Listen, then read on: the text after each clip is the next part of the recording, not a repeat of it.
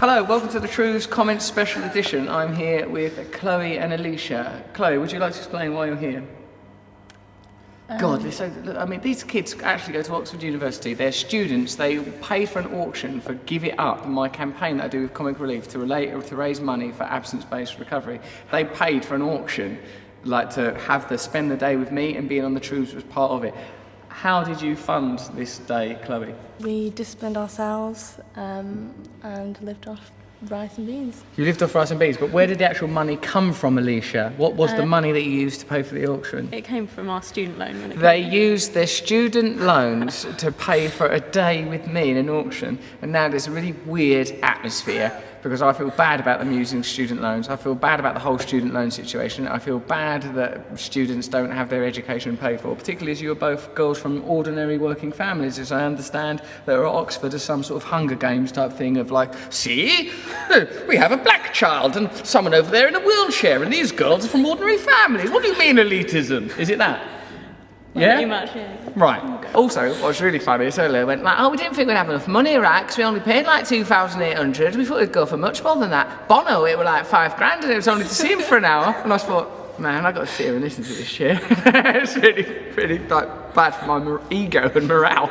Okay, but now let's move on to the True's Comments Edition, as I'm a man who's trying to shed ego to become one with the true, pure consciousness behind all reality. So in a way, you've helped me by hurting my feelings.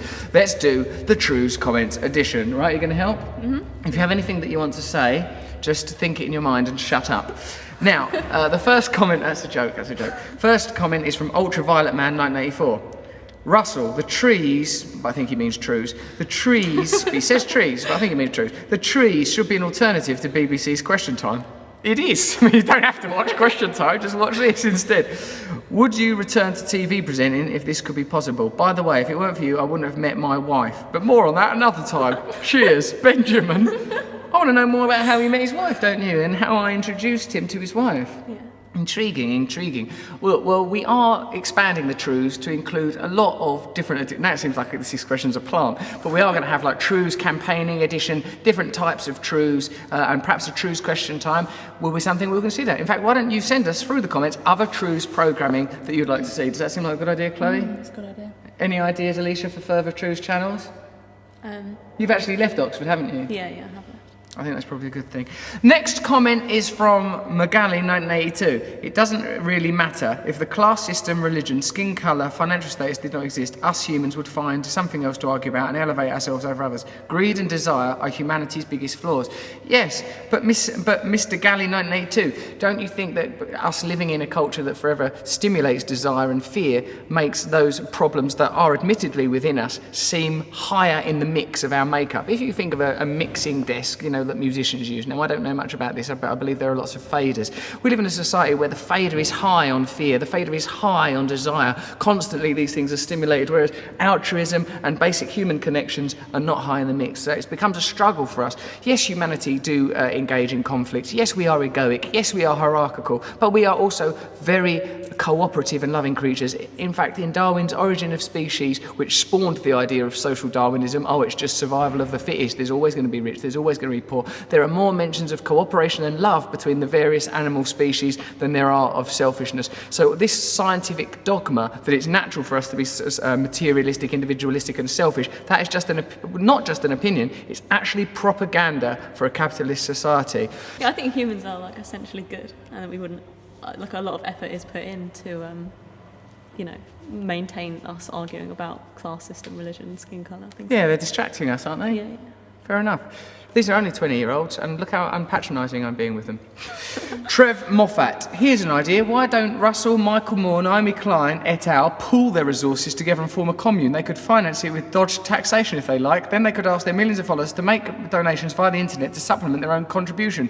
Pretty soon they could create a pretty large commons. Trev Moffat, do you think that we should create our own independent republic that is autonomous and run according to the principles that we believe in, and instead of just standing on the sidelines moaning, actually create a republic? Or should we look for an existing infrastructure, a large city with democratic process, and try and take that over through existing electoral process and then run it according to new principles? There are many ideas, and you can communicate with us through the Truce. Would you like to belong to a commune? No. You? Yeah, definitely. Get out. Manager. Next up, Easy 1977 plus Russell Brand. I think you should help boost your page views by the end of every episode asking a random member of the public from the window of your car to subscribe to your YouTube page. It would be incredibly entertaining for the viewers. Plus it would help spread the truths and open everyone's eyes to what's really happening. I love your idea. We're going to start doing that. Tim Gwite says, Russell, what do you think about Chris Gatling's comments that Britain could refuse to adopt rulings from the European Court of Human Rights? Personally, I think it's absolutely ridiculous. Surely internationally agreed and enforced rules are a necessity in the realm of human rights to ensure that all people are treated properly wherever they happen to be. Well, I think you're right, mate. It's interesting that sort of global trade agreements are enforced. Economic laws seem to be observed at an international level, but when it comes to human rights, we might want to opt out. Human rights, this is the sort of thing we've got to prioritise, although centralised government of any form does make me concerned. What do you think about this, Alicia? It's a complex issue, isn't it? Yeah, I'm not sure. Even I don't know. I just improvise the response just because I'm one of those people that if a question comes to me, I'm going to give you some kind of answer. Yeah. Ask me a question, test me, either of you. Ask me a question on any subject. Go on. What's it like being famous? It's what? I don't know.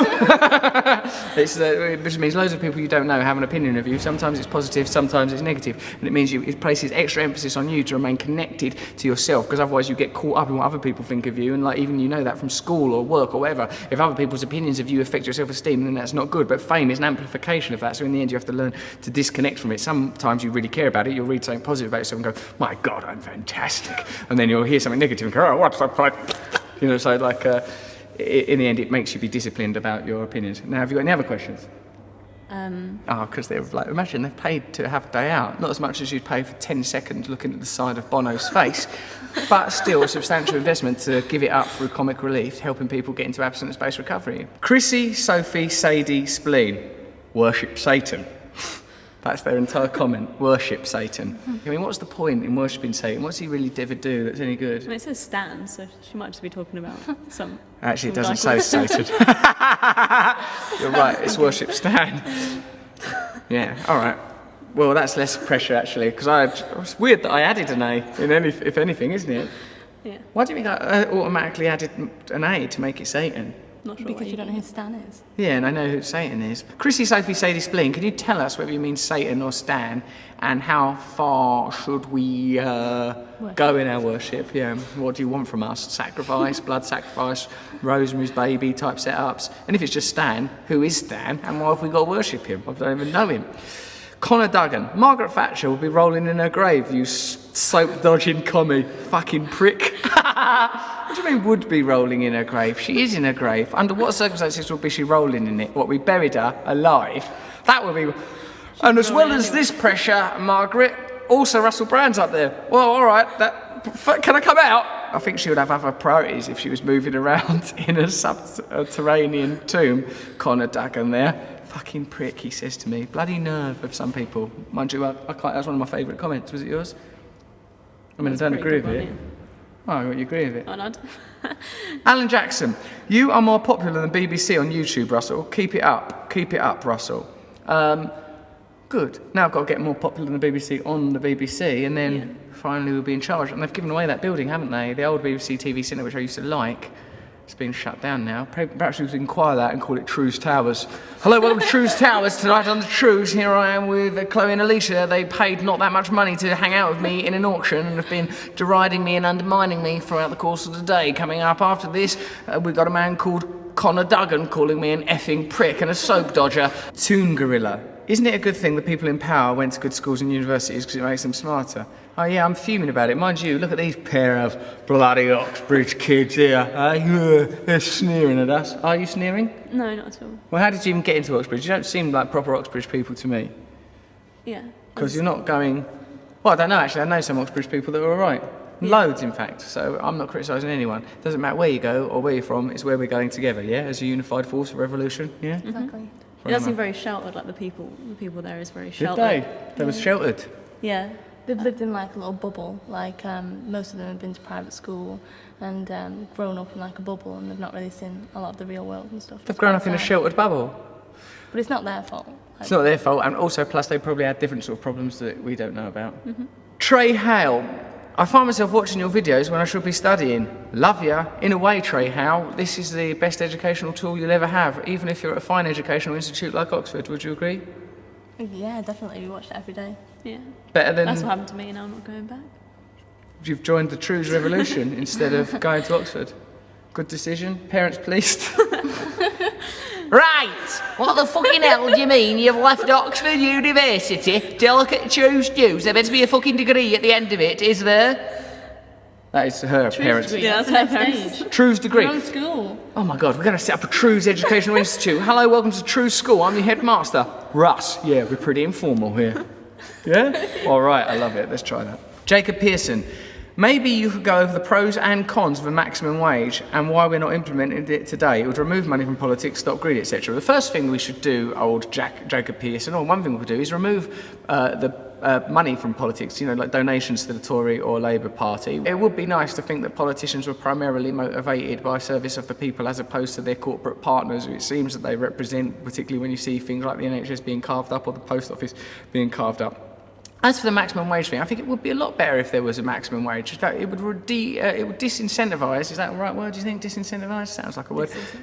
What do you think? Yeah, no. You're agreeing? Yeah. Well, you murmured something. It'd be good if, because then people were, I think we've become sort of captivated by greed. We're overly stimulated, super stimulated to a point where we can't focus on what's important anymore. Some people have said that no CEO of a corporation should be able to earn more than 10 times the amount of money that the lowest paid employee earns. Like say someone that's, cleaning up there and making coffees or whatever. If they could only earn 10 times that amount, two things would happen. That person would get more money, the coffee making fella, and the people at the top would be impeded and impaired.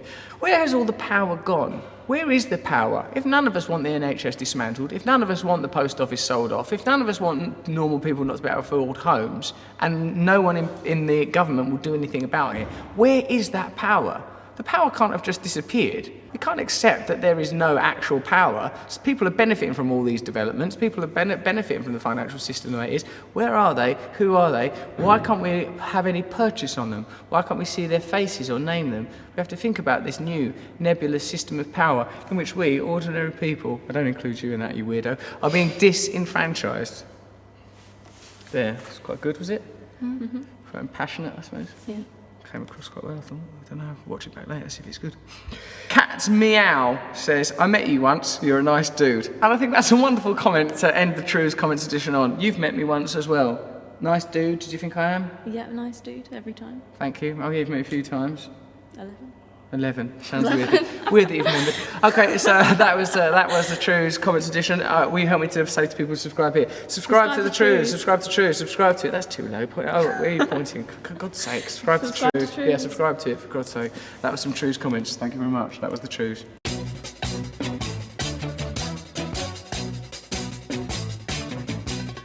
Nose is a tool that is abused to fool you and to leave you scared and confused.